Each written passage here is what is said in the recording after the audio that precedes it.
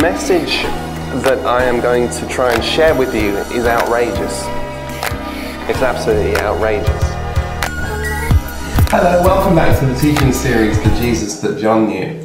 Well, we finished last time back in John chapter 20, and we were talking about this really interesting statement that John had made, where he says, that he recalls John saying, look, many other signs Jesus did in the presence of the disciples, which are not written in this book, but these are written so that you may believe.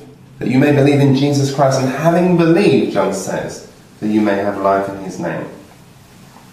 So the purpose of this whole book, we're into, whatever we are, the 114th, 15th, I don't know what episode it is, but the purpose of all this has simply been this, that you might believe. And that having believed, that you might go on in your believing. You see, it's not simply enough. You've got to move. We need to move on to a deeper level of knowing, of understanding, of recognition. You see, at the first level believing, if you will, is this kind of it's just believing. I believe in God, no question about that. But then there is another level of believing. I would call it awareness. Let me say. Sometimes Hayley might say to me, are you awake yet? Now, she knows I'm not asleep, but she also knows I'm not fully awake. And I think this is the condition of most Christians. We're not asleep, but we're by no stretch of imagination ready to get up. We're resting, we're dozing, we're idling or whatever. And as we move across into the next chapter, we're going to see this how the disciples have to be wakened, properly wakened. So chapter 21 verse 1. After this, Jesus revealed himself again to the disciples by the Sea of Tiberias, and revealed himself to Simon, Peter, Thomas called the twin, Nathanael of Cana, and the sons of Zebedee, and two others of his disciples who were together. Simon Peter said, I'm going fishing. And so they said to him, we'll go with you. And then they got out into the boat, and they went out that night and caught nothing. Okay, just hold this for a minute, because this is important. Understand that this is not just like a fishing trip. This is actually quite interesting. So Jesus, it says, after this, Jesus revealed himself to them again. Well, the implication here is that they're not yet fully awake. We've got Simon Peter, the double-minded man. We've got Thomas, the twin, the double-minded man. And we've got Nathanael and Zebedee. And Simon says, I'm going fishing. Now, in the face of it, on the face of it rather, this is just an innocent statement. He's going fishing. But let me suggest something to you. Sometimes when life fails, our tendency is to revert to type. Peter, by profession, was a fisherman. And I think sometimes when our life falls apart, where the things that we're called to do by God don't seem to be going the way we think they should be going, we go back to what we know. And awareness, awakeness, if you will, doesn't so much it's not so much about, how shall I say, it's not so much about letting go of, awareness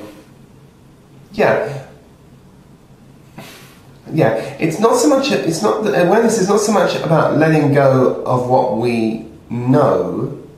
It's more about laying hold of what we don't know. It's more about, that's right. It's more about pressing on and going into the unknown and going into that which we have no experience in, no experience of. And I think that there's a sense in which Simon Peter is like a lot of us. He's kind of both part of the revolution, but also part of the regime. He's both religious and rebellious simultaneously, if you know what I mean. When was the last time he'd gone fishing? I don't know. How do you see that? But what's interesting is the whole group fall in with him. They all go. And they go because I think Simon kind of sets the spirit. It is, after all, him who, upon Jesus said, is going to build the church. So there's some consistency to that. And in a way, I think that this pushes us into a story about saying how when we get into a place of spiritual disillusionment, we tend to live in our own strength. But when we live in our own strength, it never goes well with us. So what we read is, this is not some leisurely fishing trip. This is we need to find a means of making money. And we need to find a means of making money because, you know what, the Jesus thing, that's over. We used to have a great thing going because when we need to pay our tax before, we used to just pop down to the sea and put our hand in the sea and we get a fish out with a coin in its mouth. Those days are over. We were in a situation previously, don't you remember, where we used to go and sit in fields and 5,000 people would turn up and watch us and listen to Jesus speak, and we just get a kid and turn his bread into enough food to feed everybody. Those days are over. We used to go to weddings and they used to run out of wine at those weddings, and Jesus used to just get water and turn it into wine. Those days are finished. We need to go back to the factory. We need to go back to work. But of course Jesus already told them, no. You don't need to go back to work. You don't need to go back to the old ways. Greater things than this will you do. Don't marvel at this stuff. You're going to do greater things than this, but you've got to wake up. You've got to wake up. And it's true of you and I. We've got to wake up. We've got to wake up to who we are. So now watch. They go back out and they go fishing. And what do we discover? They fish all night. And they don't catch anything. Well, look, we've all done it. Haven't you not done that? You've toiled all night long and you haven't caught a single thing. You see, this is living life in your own strength. This is what happens when you try and live in your own strength. We've all seen it, and we all have our own particular light to shed on this thirst. But why do we insist on living out of our own strength? What's the matter with us? Now watch. Verse 4. Just as day was breaking. Alright, just for the record, fishing time's over. It's finished. Just as day was breaking. Boy, but just think about this. They had been toiling all night long. Just think about how exhausted these people are. All night long they've been fishing. All night long they've been labouring. After a whole night of self-effort, the reality for them is that they are resigned to failure. They're resigned to underachievement. They're resigned to disappointment. It simply says, Jesus stood on the shore. Yet the disciples did not know it was Jesus. And Jesus said to them, children, do you have any fish? I like this. Now watch, after a night of self-effort, they decided to provide for themselves, as I've just told you. These are professional fishermen, by the way. They're exhausted, they're sleepy, their awareness is dull. You know, it's like, pull over, don't drive tired, tiredness kills. So we read Jesus stands on the shore and he sees them from afar off because he's awake. See, they can't see him close up. Jesus can see them thrashing around. He knows who they are. And it reminds me a little bit, when I read this, of the Lord walking in the garden in the cool of the day. They, on the other hand, don't recognise him, as I told you. How often have you toiled all night to no avail? And how often have you just completely failed to recognise that there's Jesus standing on the shore of your situation? Right in the middle of your circumstances, there's Jesus. Do you know, people are only half awake or half asleep, if you will, rarely recognise him. They get caught up in their own soul sleep, their own dream state, if you will. There's nothing worse than thinking you're awake when you're really asleep.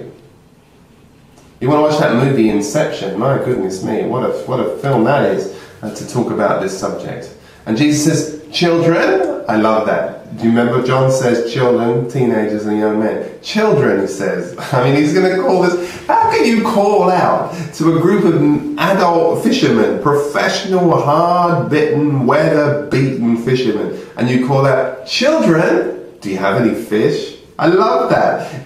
Doesn't it remind you of the story of the feeding of the 5,000 when a little child came with his lunchbox? Jesus, anybody got anything? And Philip goes, well, we've got this kid here. Children, do you have any fish? What an odd way to address a group of grown men.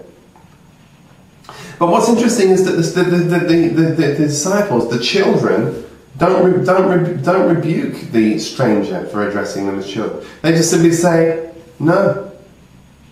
No. In other words, have you guys got anything? I know you've been out there toiling all night. I know you've been out thrashing around trying to make life work for yourself. Has it worked? How's it worked out for you? How's it going for you?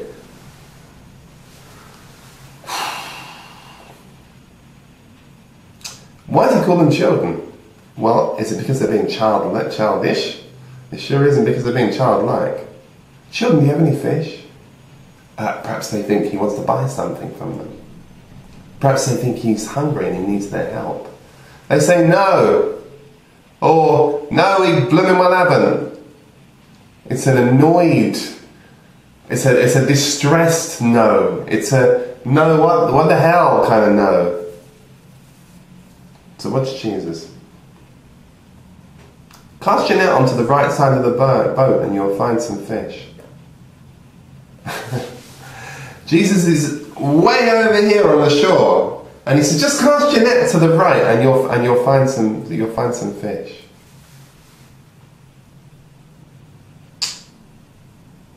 Do you know there's always fish when you cast your vote with Jesus?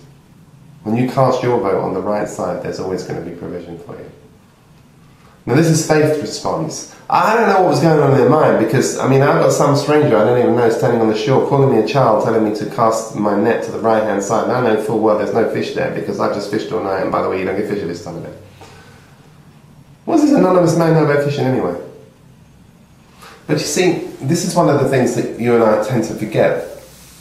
Jesus knows very well how to run our business life, just as he knows how to run our spiritual life. This is one of the problems that Israel found themselves in. You see, they convinced themselves that Jesus was capable of leading them through the wilderness. Oh, they got there. They got an idea that God could lead them in a desert, but what they didn't believe was that Jesus could lead them, God could lead them in the promised land. But he understands every situation. You know, some of us have returned from our business trips empty-handed. I talk to people all the time whose business ventures have failed. I talk to Christians time after time after time after time who seem to be struggling in their business life. They seem to be conflicted about it. But the fact of the matter is, they're travelling far and wide in order to try and find money to provide for themselves. But the haul is closer to the shore than you realise. My goodness, you know what? I'm in a situation at the moment where I'm thinking very serious about this. I'm a middle-aged man, for goodness sake. I lack the financial security that maybe some other my peers have, and all the rest of that. I could go on and on and on and freak myself out talking about that sort of stuff. But here's something I'm beginning to realise. I'm beginning to realise that Jesus, as I begin to walk out my relationship with Jesus, the life of toil, the life of struggle doesn't have to be my life. I've owned that, I've embraced that, and I've embraced that because I decided I want to move out in self-effort. But let me tell you something. When I begin to realise that I'm exhausted from my toil, I can tell you that the haul is closer to the shore than I realise. I don't have to do all this madness that people put. Anyway, I'm talking to myself now, so never mind about that. We go overseas to fish for souls. We travel the world on business, but the supernatural provision is there locally, right in front of you. And the Bible simply says this. Watch this.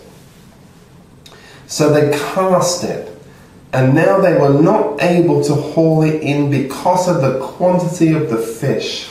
Hallelujah. There is a provision of God close to hand that will overwhelm you. You simply do not need to fret because God has the whole thing in hand. Verse 7. That disciple whom Jesus loved therefore said to Peter, "It's the Lord." Hang on, wait. It's the Lord. It's like they're still asleep and they've got this huge great haul of fish and they're thinking, how did that happen? It couldn't be that this haul of fish was right under our noses. We travelled out miles and stayed there all through the night and laboured and found nothing. All our nets are empty. And yet we've come close to shore. We're at the point where we're about to give up. We've come home. In fact, we have given up. And here, right beside us, was a haul of fish. I'm going to tell you something. This isn't the natural way of things. Let me promise you that. It's the Lord, said John. Of course it's the Lord. He didn't recognise him by sight, but he knew it was the Lord. And then the Bible says this. It says, and when Peter, it says, when Peter heard it was the Lord, he put on his outer garment, for he had stripped himself of work. I love that. Don't you find that nice? Old habits die hard, don't they? Here's Peter. He's a real muscular fisherman. And now he knows it's the Lord. Now he knows it's in the presence of the Lord. He feels he needs to dress up for church. It's such a clay example. And then what he does is, he dresses up for church because he thinks he's going to go and meet Jesus. So he better get himself fixed up and put a tie on and comb his hair. And what do we see? And then he throws himself into the sea. He smells like a madman. He sat there, topless if you like. Here's his Jesus, thinks he better get changed, but then his impetuous gets the better with him, he can't cope with it, so he just dives overboard. Now, by the way, don't you know captains aren't supposed to abandon the ship? Peter's the skipper. Jesus has just given him the greatest haul of fish he'll ever give. And immediately, completely derelict in his duty, he just dives in the sea and swims over to see Jesus. The other disciples came in the boat, dragging the net full of fish, for they were not far from the land, and they were about 100 yards off. What a great scene! What a great scene of redemption. Sometimes we can be so heavenly minded that we know earthly good, and this is a good example of Peter in his heavenly mindedness.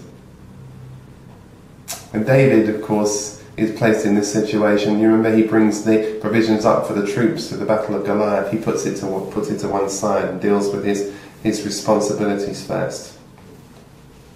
Anyway, here it is. The story goes, and when they got on the land, they saw the charcoal fire in place, and with the fish laid out on it and bread. Look at that. When they got out on land, they saw a charcoal fire in place, with fish laid out on it and bread.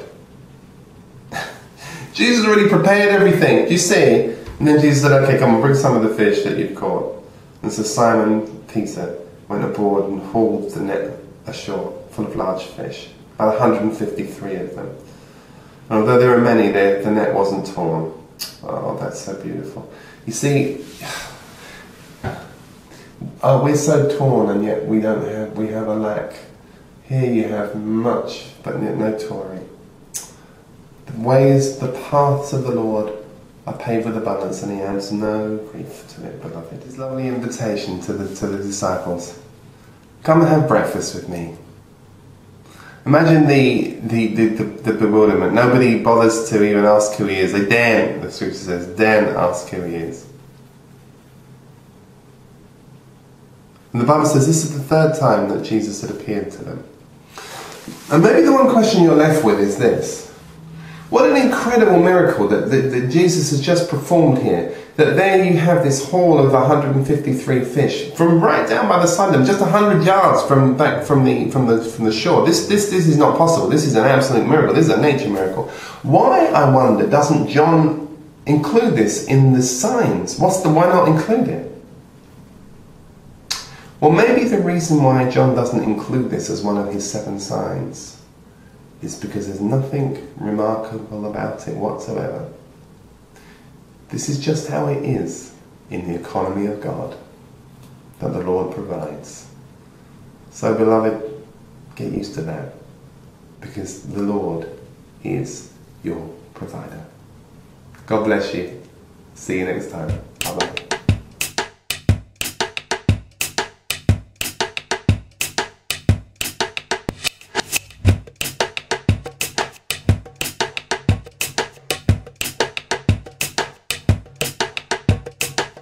How many of us really believe God? How many of us truly believe God? Or how many of us in our darker moments, in our moments of credit crunch, in our moments where life seems to crowd in on us, where our circumstances seem to overwhelm us, instead of believing God, put our trust in ourselves? You see, because the real nature of this thing, what this whole thing is really going to be about, when we come right down to the wire, is, I know you believe in God, but do you believe God? Do you believe that God will do what he said he'll do? Because if you believe, you will wait. Those who wait upon the Lord will renew their strength.